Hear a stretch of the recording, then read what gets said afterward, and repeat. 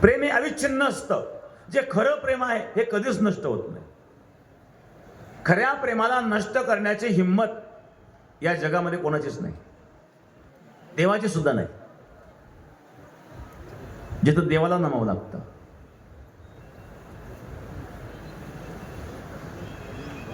मानवी जीवनामध्ये अनेक वृत्तींचा विच्छेद देश, काळ, कर्म, वियोग, प्रतिबंध इत्यादी सुखदुःखादी कारणाने झालेला असतो. देश, काळ इथं विच्छेद होतो. सतत सान्निध्य आहे पण कुठेतरी लांब गेला, विच्छेद झाला. काळाचा विच्छेद, भक्तीमध्ये काळाचा विच्छेद नाहीये. भगवान कृष्ण परमात्मा द्वापार युगामध्ये होऊन गेले आणि त्या कृष्णाची भक्ती करून मीराबाई कलियुगामध्ये कृष्णाच्या स्वरूपामध्ये विलीन झाले. इथं काळाचं कुठं बंधन राहिलं. भगवान परशुरामचंद्र त्रेतायुगात होऊन गेले. आज राम भक्त कलियुगामध्ये रामाची भक्ती करतात, त्यांना रामाचं दर्शन होतं. खऱ्या प्रेमामध्ये काळाचं सुद्धा बंधन नाही आहे. खऱ्या प्रेमामध्ये देशाचं बंधन नाही आहे. खऱ्या प्रेमामध्ये वियोगाचं देखील बंधन नाही आहे. प्रेमामध्ये वियोग जरी असेल तर वियोगामध्ये असणारं रुदन ते सुद्धा आनंददायी असतं.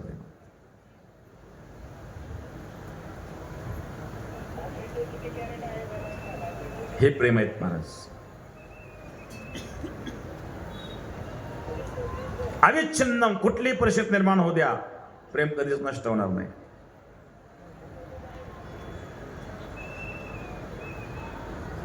प्रेमाच्या नेत्रांनी दोष दिसत नाही.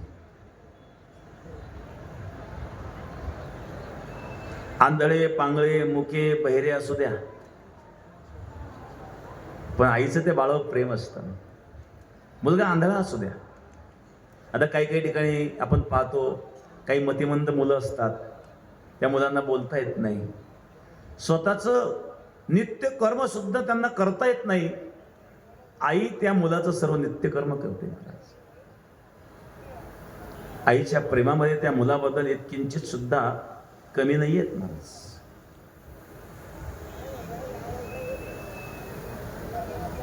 आंधळे, पांगळे, मुके, अनर्गळ, जैसे तैसे बोल पढिये माते. जसं असेल तसं, मुक असेल, आंधळ असेल, पांगळ असेल, जसं असेल तसं माझं आहे. हा आपलेपणा आईच्या अंतःकरणामध्ये असतो मुलाबद्दल. भक्ताची अशीच अवस्था आहे. हृदय बंदी खाना केला आत विठ्ठल कोंडीला. प्रेमापोळ भोग आणि मोक्षाचं बळ चालत नाही. भोगाचंही बळ नाही, मोक्षाचंही बळ नाही. तुकाराम महाराज सांगतात, मुक्त कासया म्हणावे बंधन ते नाही ठावे. बंधनच नाही तर मुक्ती कशाची? आम्ही मग सुखे करीतो कीर्तन भय विसरले मन.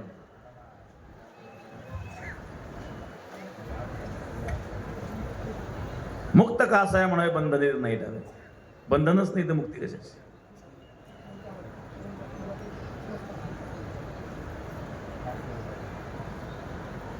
जयाची आवडी केली मदसी कुरवाडी. भोग मोक्ष बापुडी तेजिली कुळे. भोग मोक्ष बापुडी तेजिली कुळे. माझी आवड निर्माण झाली ना, भोग मोक्ष तुच्छ आहेत. अष्ट भोग भोगणे माते नाही चाळ. भक्ती प्रेम गोडले गे नाही. भगवंता करता काही साधक जंगलामध्ये राहतात, कुठली सुविधा नसते, कंदमुळं खाऊन राहतात. का राहतात? भोगाचा त्याग त्यांनी का केलेला आहे? तुच्छ आहेत भगवंताच्या भक्तीपुढे. सती जाणारी स्त्री प्रत्यक्ष अग्नी प्रज्वलित झालेला असतो, पुढं मरण दिसतं, तिला त्याचं भय वाटत नाही. अग्न देखून या सती अंगी रोमांच उठते. तुकाराम महाराज सांगतात, युद्धामध्ये रणांगणामध्ये असणारा सैनिक, समोर युद्ध चालू आहेत, गोळीबार चालू आहेत, त्याला गोळीबाराची भीती नाही वाटत. रोमांच उडते, रोमांच उडतात. भीती नाही वाटत. तुकाराम महाराजांनी उदाहरण दिलं सतीचं. पतीची चिता जळत आहेत, अग्न देखून या सती अंगी रोमांच उडते. ओकटे मरण ऐसे तोही आली अग्निप्रवेशे, परी प्राण रोधू देशे न गणेची सती.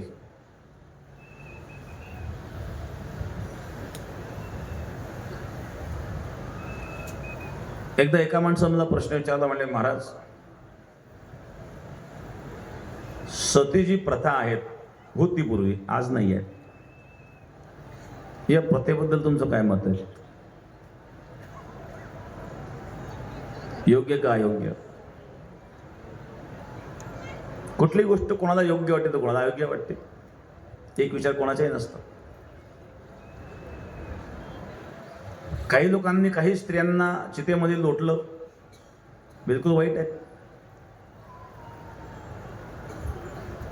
कोणी लोटलं असं काही उदाहरण समोर नाही आहे.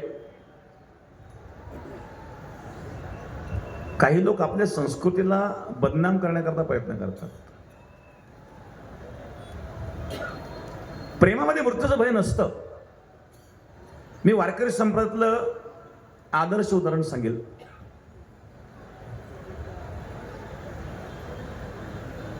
वैकुंठवासी धुंडा महाराज देगलूरकर. धुंडा महाराज देगलूरकर यांचा मृत्यू झाल्याची बातमी त्यांच्या पत्नीला जेव्हा कळाली, पतीचा मृत्यू झाल्याची बातमी कळल्याबरोबर त्यांच्या पत्नीने प्राण सोडला. महाराज, याला सतीत्व म्हणतात.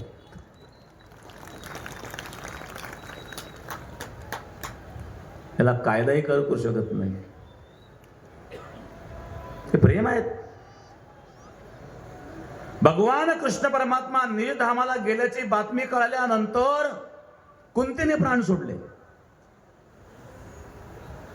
प्रेम हे प्राणाच्या पलीकडे आहेत महाराज. प्रेमामुळे प्राणही तुच्छ आहे. मृत्यूची बाधा प्रेमाला नाहीये.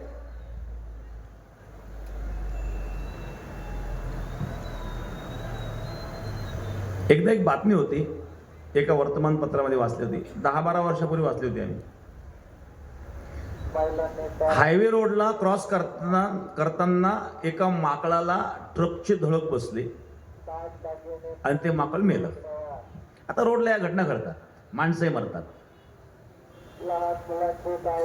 ट्रकची धडक बसून ते माकड मेल्याच्या नंतर त्याच्या भोवती अनेक माकडं गोळा झालेत.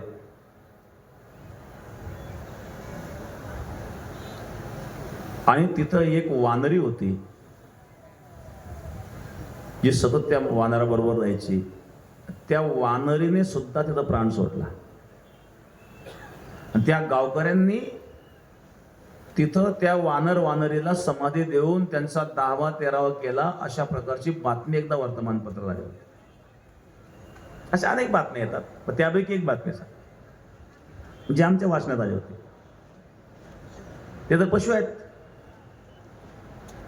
मग वानराने प्राण सोडल्यानंतर ते वानरी तिने प्राण का सोडला?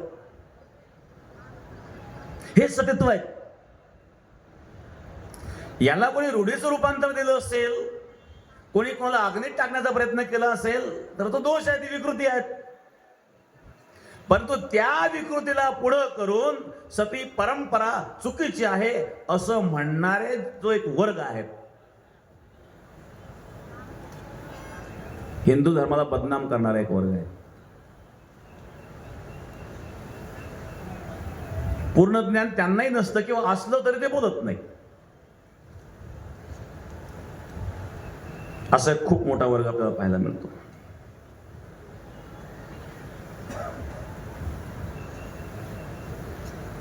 रामायण महाभारतामध्ये काही अशी उदाहरणं येतात. एका माणसाने एक प्रश्न विचारला महाराज,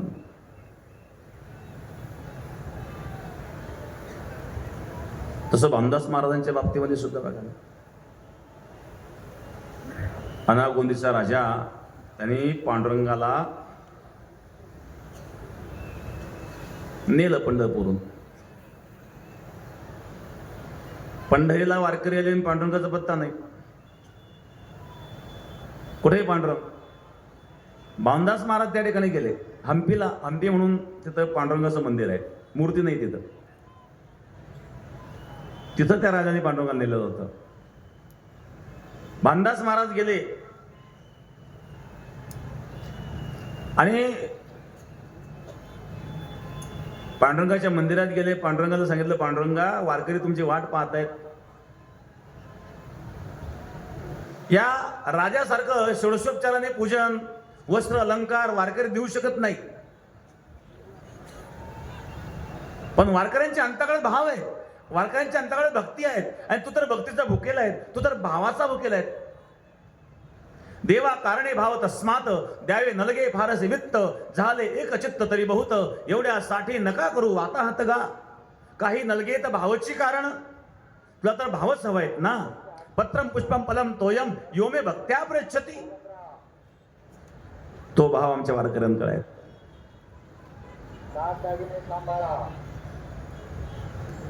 आणि वारकऱ्यांच्या वतीने मी तुम्हाला घ्यायला आलोय. पांडुरंगाने सांगितलं, ठीक आहे, उद्या मी येईल. आपल्या गळ्यातला हार पांडुरंगाने भानदास महाराजांच्या गळ्यात घातला. भानदास महाराज गेले. मंदिराचे दरवाजे आपोआप बंद झाले. पहाटे काकड्या करता जेव्हा त्या ठिकाणी पुजारी आला, त्या पुजाऱ्याने पाहिलं पांडुरंगाच्या गळ्यात हार नाही आहे. हार कुठे आहे? शोधाशोध सुरू झाली. भानदास महाराज इकडं निवांत बसले होते. पहाटेची वेळ, जाग आली आणि त्यांचा काकडा सुरू. देखिला देखिला माये देवाचा देव फिटला संदेह नेमाले दोजे, अनंत रूपे अनंत वेशे देखिले मी त्यासी, बाप रखमाद कोण बाणाजी कैसे. भजन चालू. पुजाऱ्याचं लक्ष आलं, गळ्यात तो हार चमकला. अरे हा चोर आहे म्हणजे. पांडुरंगाचा हार चोरतोस? धरून आणलं. मी नाही चोरला म्हणे, मी नाही चोरला म्हणतो. मग तुझ्याकडे आला कसा? पांडुरंगाने घातला म्हणे. परत पांडुरंगाने घातला म्हणतोस. राजा समोर उभं केलं. राजा म्हणजे सुडावर द्या. भानदास महाराज म्हणजे वा रे वा भगवान, रात्री मला सांगितलं उद्या मी तुझ्या बरोबर येतो. मला तर 5 जायची, 16 जायची पाळी.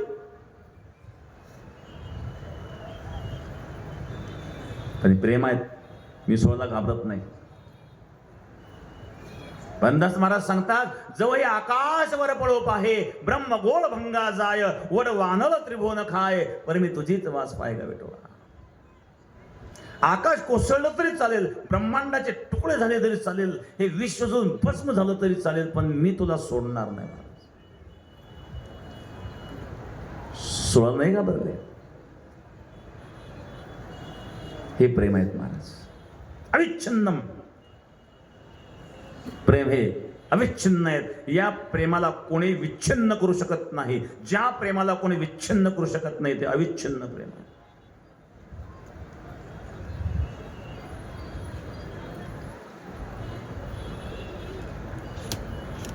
एकाने काही संशय व्यक्त केले.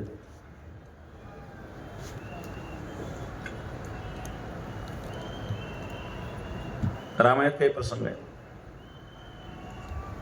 रामाने सीतेची अग्निपरीक्षा का घेतली? रामाला माहित होतं सीता शुद्ध आहे. रावणाने सीतेला पळून दिलं होतं. सीतेची अग्निपरीक्षा का घेतली? बरं, अग्निपरीक्षा घेऊन तर स्वीकारलं, अग्निपरीक्षा घेऊन सीता शुद्ध आहे हे सत्य आहे, तरी पण गर्भावस्थेमध्ये असताना सीतेला जंगलात सोडून देण्याचं काम का केलं?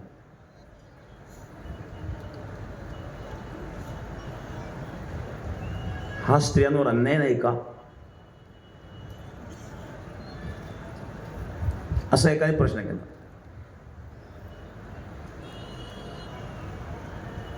का सीतेची अग्निपरीक्षा केली? मी आधीच सुरुवातीला सांगितलं होतं, शास्त्र पुराण जे आहेत ना, या पुराणामध्ये ज्या कथा आहेत, 2 प्रकारचे, एक वास्तवी लीला अनेक व्यावहारिक लीला. पुराणामध्ये जेवढे काही कथा आहेत त्याच्यामध्ये व्यावहारिक आणि वास्तविक अशा दोन प्रकारच्या लीला असतात.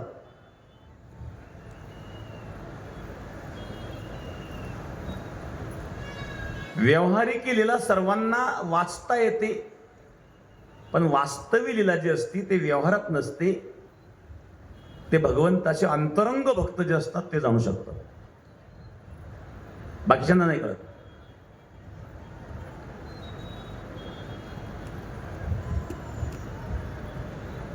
मी त्यांना विचारलं, रामाने सीतेची अग्निपरीक्षा घेतली हे तुम्ही कोणत्या ग्रंथाच्या आधारे सांगतायत? त्यांनी सांगितलं वाल्मिकी रामायणाच्या.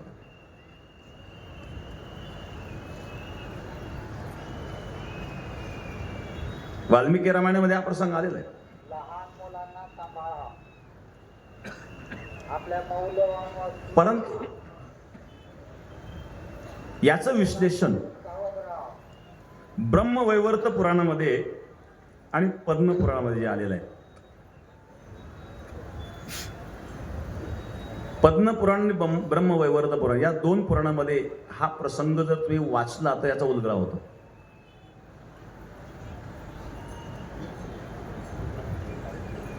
ब्रह्मवैवर्त पुराणामध्ये सीतेबद्दल जे सांगितलं,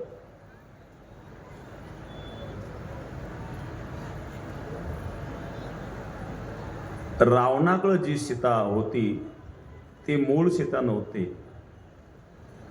एक कुशध्वज राजाची कन्या वेदवती होती.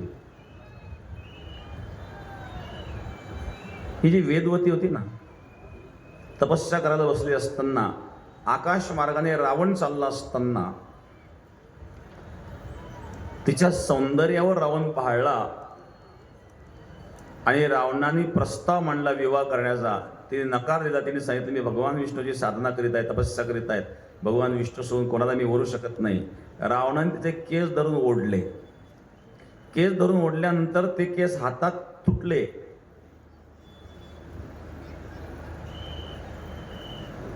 आणि त्या वेदवतीने रावणाला सांगितलं, रावण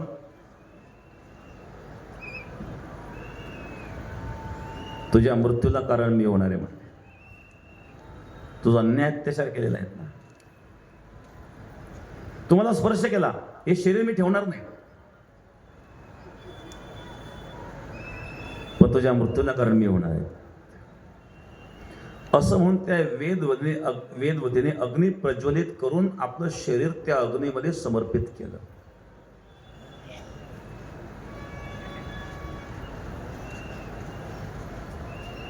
आणि ज्या वेळेला रावण हा सीतेला पळवून नेण्याकरता आला, ही बातमी रामाला कळाली. कशावरून कळाली? मारीच्यावरून कळाली. मारीच आला ना, रामाचं हे लक्षात आलं. त्यावेळेला अध्यात्म रामायणामध्ये सुद्धा विस्तार आहे. काही निमित्ताने, काही काळाकरता, काही वेळेकरता रामाने लक्ष्मणाला कुठेतरी पाठवलं आणि तेवढ्या वेळामध्ये अग्नी प्रज्वलित केला. आणि अग्नी प्रज्वलित करून जी वेदवती होती, जिने जेव्हा अग्नीमध्ये समर्पित झालेली होती, रावणाला मारण्याच्या उद्देशाने प्रतिज्ञा केली होती, ती त्या अग्नीतून प्रकट झाली आणि ही सीता माता तेव्हा त्या अग्नीत समर्पित झाली. हे दृश्य लक्ष्मणालाही माहित नव्हतं. म्हणून रावणाने जी सीता पळवली ती खरी सीता नव्हती, तर ती वेदवती होती, जी रावणाला मारण्याकरिताच निर्माण झालेली होती.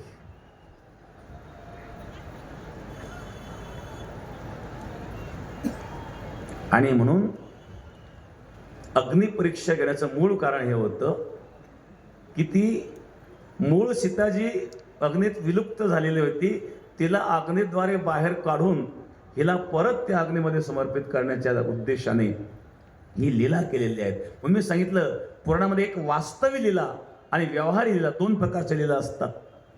व्यवहार दृष्टीने तुम्हाला पाहताना दिसतंय की रामाने सीतेला अग्निपरीक्षा घेतली आणि अग्निपरीक्षेतून जर रामाला हे माहीत होतं, रामाला सर्वच माहीत होतं. एकनाथ महाराजांनी याचं विश्लेषण भावार्थ रामायणामध्ये जे केलेलं आहे, मुख्य सीता अग्निमुखी ऐसे जानोनी रघुकुळ टिळकी, ते भेटावया जानकी युक्ती निकी मांडिली. दोन गोष्टी आहेत. मुख्य सीता अग्निमुखी ऐसे जानोनी रघुकुळ टिळकी, एकनाथ महाराज सांगतायत भावार्थ रामायणामध्ये, ते भेटावया जानकी मुक्ती निकी मांडिली. सकल लोका देखता दिव्य उतरलिया सीता, तरी मी अंगीकारिता तत्वता विचार अन्यथा असेना. इथं रामाने सीतेला अग्निप्रवेशाचा आदेश केलेलाच नाही आहे. रामाने काय सांगितलं? सकळ लोका देखता दिव्य उतरलिया सीता, तरी मी अंगीकारित तत्वता विचार अन्यथा असेना. सीतेने आपलं दिव्यत्व सिद्ध करून द्यावं, तेव्हा मी सीतेचा स्वीकार करील, असं रामाने सांगितलेलं आहे. मग अग्निप्रवेश घ्यावा ही इच्छा सीतेने व्यक्त केली, रामाने नाही. म्हणजे रामाने सीतेने अग्निप्रवेश घ्यावा असं म्हटलेलं नाही. रामाने एक सांगितलं की सीतेने आपलं दिव्यत्व सिद्ध करावं, असा शब्द त्या ठिकाणी आलेला आहे. आणि म्हणून स्वतः सीतामातेने त्या ठिकाणी अग्निपरीक्षा स्वीकारून जगाला हे सिद्ध करून दाखवलं. ही मूळ कथा आहे. परंतु यावर संशय व्यक्त करून सांगितलं जातं की रामाने सीतेवर अन्याय केला. सीतेने आदेश केला. अध्यात्म रामायणामध्ये सांगितलेलं आहे, लक्ष्मणम प्राहमे शीघ्रम प्रज्वलम हुताशनम. विश्वासार्थम ही रामस्य लोकांना प्रत्यवायच. लोकांना प्रत्यय न करता, रामाला प्रत्यय न करता, सर्वांना प्रत्यय न करता अग्नि प्रज्वलित करा, असा आदेश सीतामातेने लक्ष्मणाला दिलेला आहे, रामाने नाही. आणि हा जो प्रसंग रामायणामध्ये येतो तो संशयात प्रसंग मुळीच नाही आहे. आणखी एक संभ्रम समाजामध्ये पसरवला जातो, विशेषतः ख्रिश्चन मिशनरीद्वारे.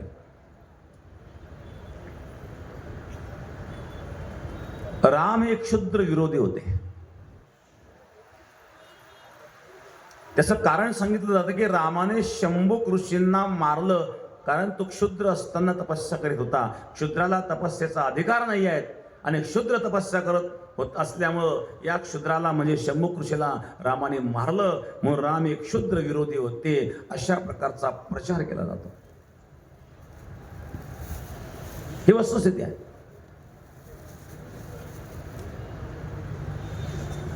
आणि हिंदूंचं धर्म परिवर्तन करण्याकरता या कथेचा उपयोग केला जातो ख्रिश्चन मिशनरीमध्ये, की हिंदू ज्याला राम म्हणतात, राजा म्हणतात, ज्याला भगवान म्हणतात, तो भगवान कसा आहे? अन्यायी आहेत, अत्याचारी आहेत, कारण त्याने शंभुक ऋषीला मारलं. शंभुक ऋषी क्षुद्र होता म्हणून मारलं.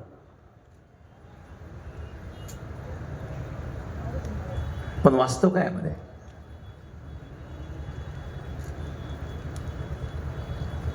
ही कथा वाल्मिकी रामायणामध्ये आलेली आहे. हा जो शंभुक होता ना, हा तपस्या करीत होता, उलट्या टांगलेला, खाली डोकं वर पाय, आणि तपस्या करून धूम्रपान करीत होता. तपस्या करण्याची पद्धत शंभुकची कशी होती? एकतर वर पाय खाली डोकं अशा अवस्थेत धूम्रपान करताना तपस्या करीत होता, आणि त्या धूम्रपानातून जे प्रदूषण निर्माण झालेलं होतं, त्या प्रदूषणातून काही बालकांचा मृत्यू झालेला होता. असंच त्यापैकी एका ब्राह्मणाचा मुलगा मेल्यानंतर तो ब्राह्मण रामाकडे आला आणि ब्राह्मणाने रामाला सांगितलं की अशा प्रकारे आमच्या मुलाचा मृत्यू झालेला आहे, अशा प्रकारे अकाल मृत्यू होणं हे तुमच्या राज्यात घडतंय, याला राजा जबाबदार आहे. म्हणजे अकाल मृत्यूचं कारण काय, हे कारण शोधलं पाहिजे. तर या अकाल मृत्यूचं कारण शोधताना हे दृश्य भगवान प्रभू रामचंद्रांना कळालं की असा असा प्रकारचा एक तपस्वी. बघा, तपस्या 3 प्रकारच्या आहेत: सात्विक, राजसी, तामसी. तामसी तपस्या केली तर त्याचे दुष्परिणाम समोर येतील. मग एखादा तामसी तपस्या करीत असताना आणि समाजामध्ये जर त्याच्या तमोगुणामुळे प्रदूषण निर्माण होत असेल, बालकांचा मृत्यू होत असेल, तर अशा तपस्याला मारावं नाही तर काय करावं. मग रामाने शंभू ऋषीला मारलं का मारलं, तर त्याच्या तपस्येमुळं त्या ठिकाणी काही मुलं मेलेली आहेत. तपस्या सात्विकता असावी. महावीरांचं उदाहरण दिलं जातं जैन परंपरेमध्ये. अहिंसा तत्वज्ञान समाजासमोर मांडणारे महावीर ज्या ज्या ठिकाणी जायचे त्या परिसरामध्ये काही कोसापर्यंत असं वातावरण निर्माण व्हायचं की व्याघ्र आणि गायी सुद्धा एकत्रित आल्या तरी एकमेकाकडे पाहत नव्हत्या. एवढं प्रेम निर्माण होत होतं.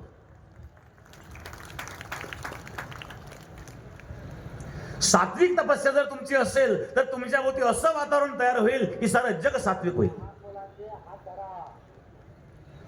चित्त शुद्ध तरी शत्रू मित्र होती, व्याघ्र न खाती सर्पतया. तुमचं चित्त शुद्ध असेल तर शत्रू सुद्धा मित्र होईल. शत्रूला मित्र करण्याचं सामर्थ्य असणारी ऊर्जा तुमच्यामध्ये असली पाहिजे. आणि अशी ऊर्जा तपस्येतून मिळते, पण सात्विक तपस्येतून मिळते, तामसी तपस्येतून नाही. जी तामसी तपस्या शंभू ऋषीने केली की ज्याद्वारे मुलांचा मृत्यू व्हायला लागला, हा एक दोष. दुसरा दोष, मला याच देहाने स्वर्गात जायचंय ही अपेक्षा त्यांनी केली. हा हाडामासाचा देह घेऊन स्वर्गात जाता येत नाही. याआधी त्रिशंकू राजाने प्रयत्न केले होते. पुराणामध्ये त्रिशंकूचं उदाहरण येतं. त्रिशंकूने प्रयत्न केले होते, त्यालाही ढकलून दिलं होतं. मागणी चुकीची आहे, कृत्य चुकीचं आहे, आणि म्हणून रामप्रभूंनी शंभुकाचा वध केला. हे मुख्य कारण आहे. राम क्षुद्र विरोधी होता म्हणून शंभुकाचा वध केला हे मुळीच नाही.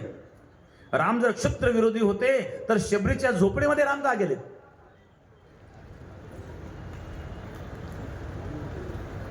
शबरीचे उष्टपुर रामाने खाल्ले महाराज.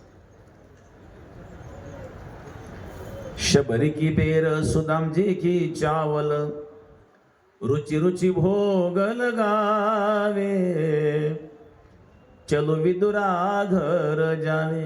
उद्धव जी चलो विदुरा घर जावे. शबरीचे उच्चिष्ट ती फळे खाय बिल्लीनीची, आवडी त्याचे मोठे देवा. राम जर क्षुद्र विरोधी होते तर शबरीच्या झोपडीमध्ये राम का गेलेत? निषादराज गुहकाला रामाने एवढा सन्मान का दिला?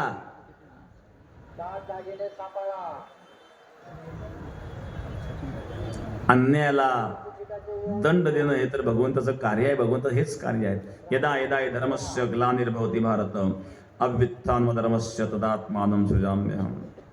परित्राणाय साधूनां विनाशाय च दुष्कृतां धर्म संस्थापनार्थाय संभवामि युगे युगे. युगायुगांतराला भगवान परमात्मा जे अवतार धारण करतात, कशा करता धारण करतात? दुष्टाचा नाश, भक्ता राखे पायापाशी दुर्जनाचे संहारी. परित्राणाय साधूनाम, साधूचं रक्षण, विनाशाचे दुष्टकाम, दुष्टांचा नाश, आणि धर्मसंस्थापनार्थ आहे. 3 प्रयोजन झाले. दुष्टाचा नाश, भक्ताचं रक्षण आणि धर्माची संस्थापना. या 3 कार्याकरता भगवंताचा अवतार असतो. जो दृष्ट आहेत, मग तो दृष्ट तपस्विका असेना, भगवान परमात्मा त्याला ठार करतात. शंभुका दृष्ट होता म्हणून भगवान रामाने शंभुकाला मारलं. ते कार्य आहे भगवंताच. राजाचंही तेच कार्य असतं. राजा म्हणून जरी रामाकडे पाहिलं, राजाचं ते कर्तव्य आहे अन्यायाला दंड करण्याचं. आणखी एक प्रश्न विचारला जातो की ज्या रामाला आपण मर्यादा पुरुषोत्तम म्हणतो, एका दोब्याच्या अपवादावरून सीतेला वनवासात पाठवून द्यावं. कोणीतरी धोबी म्हणला. त्याची पत्नी बाहेर कुठेतरी एक दिवस राहिली, घरी आली. मी काय राम आहे का? 6 महिने ती सीता रावणाकडे राहील तरी रामाने स्वीकारली, मी नाही स्वीकारणार असं तो धोबी म्हणला. आणि त्यामुळं रामाने सीतेला गर्भावस्थेमध्ये वनवासात पाठवलं. अशा प्रकारचा जो प्रश्न विचारला जातो किंवा अशा प्रकारे संभ्रम पसरवला जातो, वास्तविकता काय? खरंच त्या धोब्याच्या सांगण्यावरून रामाने सीतेला वनवासात पाठवलं का? असं असेल तर रामायणामध्ये हा प्रसंग का आला? इथं प्रेम राहिलं का? हे सुद्धा सत्य नाही आहे. आपण जर रामायण वाचलं, तुम्ही वाल्मिकी रामायण वाचा, भारत रामायण वाचा, एकनाथ महाराज सरळ मराठी भाषेमध्ये. त्यात एक प्रसंग आहे, तो फार महत्वाचा आहे. तो लक्षात आल्यावर ही लीला आपल्या लक्षात येईल. सर्व भाविक भक्तांना विनंती आहे, एका जागेवर फार गर्दी करू नका. 5 महिन्याची सीता गर्भवती असताना एक दिवस पासून सावध राहा. एकांतामध्ये भगवान परशुरामचंद्र सीतेला भेटले. गर्भवती अवस्थेमध्ये पाहिल्यानंतर रामाने सीतेला विचारलं, तुझ्या उदरामध्ये 2 गर्भ दिसत आहेत, मी प्रसन्न आहे तुझ्यावर. आपलं राज्य चालवण्याकरता एक वंश पुढे तयार होणार आहेत. प्रसन्न मुद्रेने विचारलं की तुझी काय इच्छा आहे सांग. आज मी प्रसन्न आहे, तुझं मनोरथ मी पूर्ण करणार आहे. किमिच्छामी वरारोहो काम किम क्रेताम तव.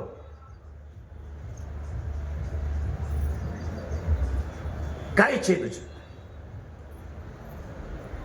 वाल्मिकी रामायणमध्ये सीतेने स्मित हास्य केलं आणि सीतेने काय मागितलं माहिती आहे?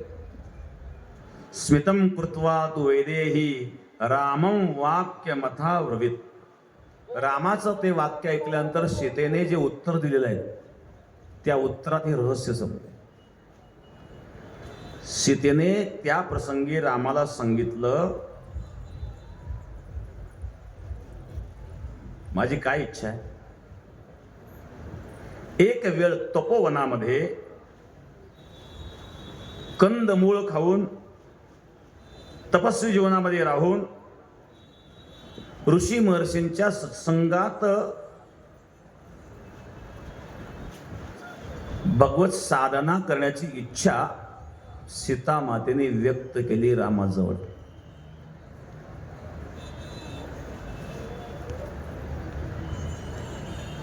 तपोवनानि पुण्यानि द्रष्टुमिच्छामि राघव. गंगा तिरोपरिष्टानां मृषीणां मुग्र तेजसां फलमूलाशनां देव पादमूलेषु वर्तितुम् एषं परम कामो यन् मूलफला मोजितम्. त्या 2 श्लोकामध्ये सीतेने आपली इच्छा व्यक्त केलेली आहे की मला एक वेळ गंगा स्नान घडावं, तपोवनात राहावं, संतांच्या सत्संगात राहावं आणि या सत्संगात या मुलांचे संस्कार व्हावे अशी इच्छा सीतेने व्यक्त केल्यामुळं वाल्मिकांच्या आश्रमात रामाने पाठवलेला आहे, धोब्याच्या सांगण्यावरून नाही.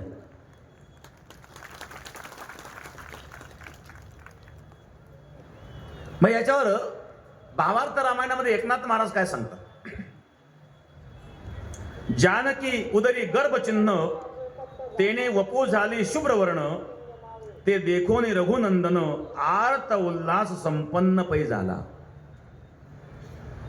सीतेला गर्भावस्थेत पाहून रामाला आनंद वाटला आणि चाप शरण पाणी पुसो सीते ते. काय आवडी नाही, काय आवडी आहे तुते ते मग ओ रुचे आणून तुझला देईल. तुला काय आवडेल पाहिजे तिथून मी आणून देईल. काय हवंय तुला? त्याला सीतेने काय सांगितलं? उभय जे गंगा तीर आश्रयोनी राहिले ऋषीश्वर, तयाचे सान्निध्य फळमुक्तहार करून वसावे. जिथं ऋषीमुनी राहतात तिथं फलाहार करून राहून साधना करावी, म्हणजेच जन्माला येणाऱ्या बाळांना सात्विक गुण मिळावे अशी माझी इच्छा आहे. ही इच्छा सीतेने व्यक्त केली आणि त्याच रात्री हा धोब्याचा देखील प्रसंग घडला. ज्याला आपण म्हणतो ना, कावळी बसायला फांदी मुळाला एक वेळ. शहाणे माणसं एका कामात अनेक कामं करतात आणि मूर्ख माणसं एक काम अनेक वेळा करतो, कायम चुका घरीत राहतो. मूर्ख मनुष्य एक काम अनेक वेळा करतो, पण शहाणे माणसं एका कामात अनेक कामं करतात. तसं भगवान प्रभू रामचंद्रांनी एका कामात अनेक कामं केले. सीतेने जी इच्छा व्यक्त केली ती पूर्ण केली आणि धोबी जो बोलला त्याचं तोंड बंद केलं. हे विशुद्ध प्रेम आहेत महाराज. आणि हे प्रेम कसं आहे, हे कधी नष्ट न होणार आहे. मग प्रेम कसं असतं तर प्रेम हे अविच्छिन्न असतं. प्रेम कधीही नष्ट होऊ शकत नाही. हे प्रेमाचं एक लक्षण या ठिकाणी सांगितलं. वादळ आलेत, पाऊसही सुरू झालाय, त्यामुळं आता आवरून घेऊ आपण. या ठिकाणी बसा 2 मिनिट बसा. सुजय दादा या ठिकाणी काय स्वप्न काही जाहीर करताय का? आणि सुंदर अशा प्रकारे भजन